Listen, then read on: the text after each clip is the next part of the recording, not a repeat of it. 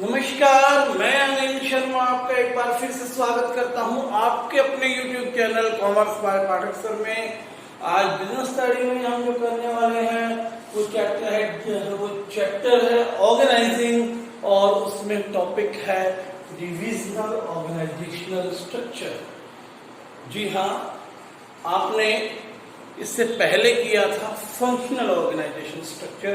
वैसे तो 4 organisation structure हैं, लेकिन आपके सिलेबस में 2 ही ऑर्गेनाइजेशन स्ट्रक्चर है, पहला फंक्शनल और दूसरा डिविजनल। ठीक है, तो आइए बात करते हैं डिविजनल ऑर्गेनाइजेशन स्ट्रक्चर की आवश्यकता कहाँ पड़ती है। इससे पहले हमने किया था फंक्शनल, जहां पर संपूर्ण ऑर्गेनाइजेशन को, कंप्लीट ऑर्गेनाइजेशन को हमने फंक्शंस के आधार पर क्या किया था, डिस्ट्रीब्यूट किया था, डिवाइड किया था। यहां पर एक स्टेप आगे है, जो ऑर्गेनाइजेशन बहुत बड़ी बन जाती है और जो अपने आप को डाइवर्सिफाई कर लेती है। Diversify means where companies are going to produce more than one product, जहां पर कंपनियां एक से ज्यादा प्रोडक्ट लाइंस में काम करती है।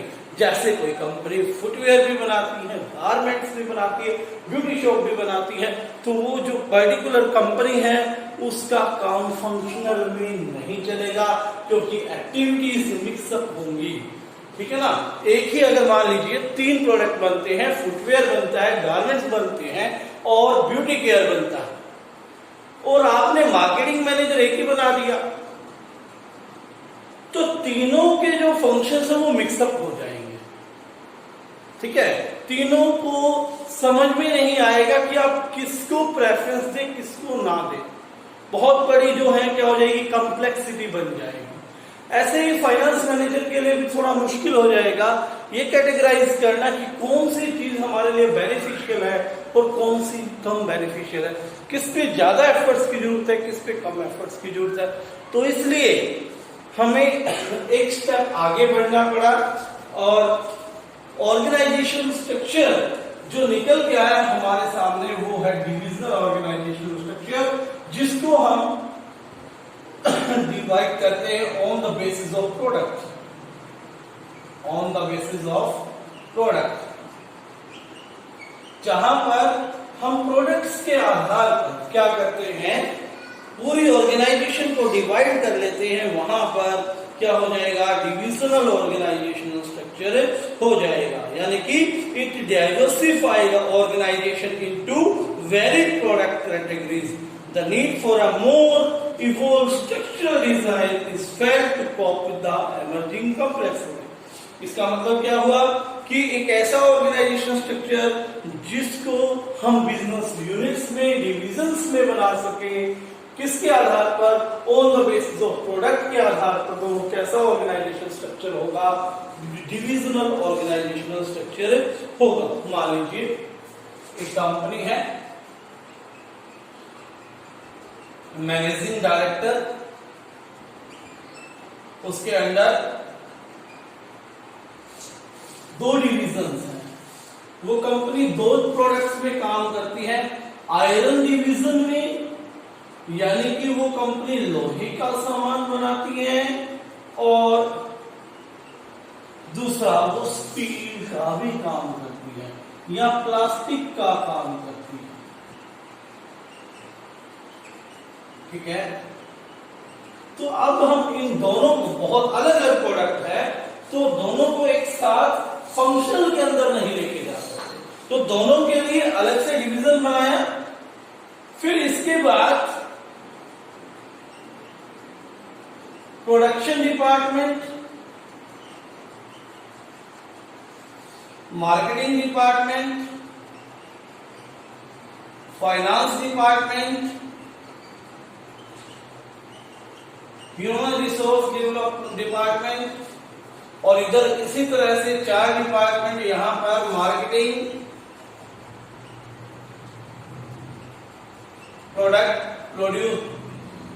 प्रोडक्शन डिपार्टमेंट,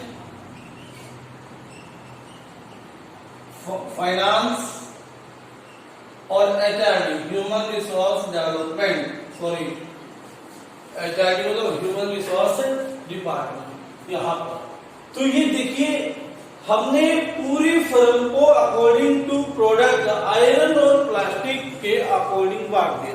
यदि कोई फर्म फुटवेयर और गारमेंट्स है तो फुटवेयर डिवीजन और गारमेंट डिवीजन, ठीक है। तो इस तरह की फर्म में जो प्रोडक्ट के आधार पर अपने फर्म को स्ट्रक्चर का निर्माण करते हैं उसे बोलते हैं डिविजनल स्ट्रक्चर, ठीक है बात। यहाँ पर हर यूनिट की आप अलग से क्या कर सकते हैं, अकाउंटेबिलिटी निकाल सकते हैं। हर यूनिट को आप अलग से क्या कर सकते हो, एक प्रॉफिट सेंटर मान सकते हो और हर एक का काम अपना अलग हो जाएगा, एक दूसरे की एक्टिविटीज मिक्सअप नहीं होगी, ठीक है। तो सुटेबिलिटी कहाँ रहेगी, इस तरह की ऑर्गेनाइजेशनल स्ट्रक्चर की सुटेबिलिटी कहाँ पर रहेगी, ये उस तरह की फर्में जो बहुत बड़ी हैं साइज में और जो एक से ज्यादा प्रोडक्ट को बनाती हैं, उस तरह की फर्में क्या रहेगी आपकी डिविजनल ऑर्गेनाइजेशन स्ट्रक्चर। जैसे हम टाटा की बात करें, टाटा आपका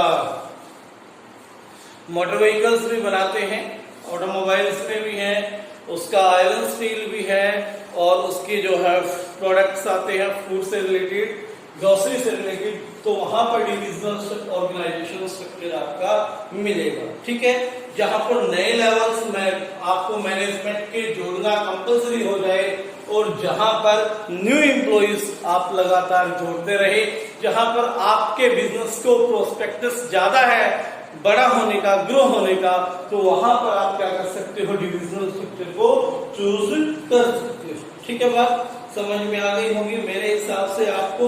तो ये था आपका डिविजनल स्ट्रक्चर, बहुत छोटा सा तो इसमें रहेगा, लेकिन आपने इसको कैटेगराइज कर लेना है अलग अलग से, दोनों को समझ में आना चाहिए कि डिविजनल क्या है, ऑर्गेनाइजेशन क्या। पहली बात, डिविजनल में क्या था, फंक्शन के आधार पर बांटा, फंक्शनल में क्या था, फंक्शंस के आधार पर बांटा, और डिविजनल में क्या है, आपने प्रोडक्ट के आधार पर बांटा।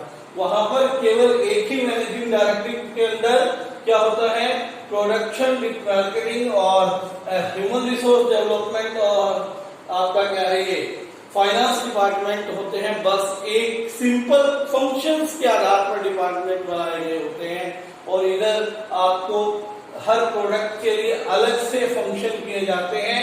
तो एक डिवीजन अलग से क्या की जाती है, तैयार की जाती है, एक प्रॉफिट सेंटर के रूप में काम करता है, एक्टिविटीज मिक्सअप नहीं होती, ठीक है बात। तो आज के लिए इतना ही डिविजनल ऑर्गेनाइजेशनल स्ट्रक्चर में छोटा सा पॉइंट था आपका, जो मेरे हिसाब से आपको क्लियर हो गया होगा, ठीक है। इस आगे बढ़ने से पहले यदि आपने अभी तक इस चैनल को सब्सक्राइब नहीं किया है तो इस चैनल को सब्सक्राइब करें, वीडियो को आप लाइक करें और इसको ज्यादा से ज्यादा शेयर करें। धन्यवाद।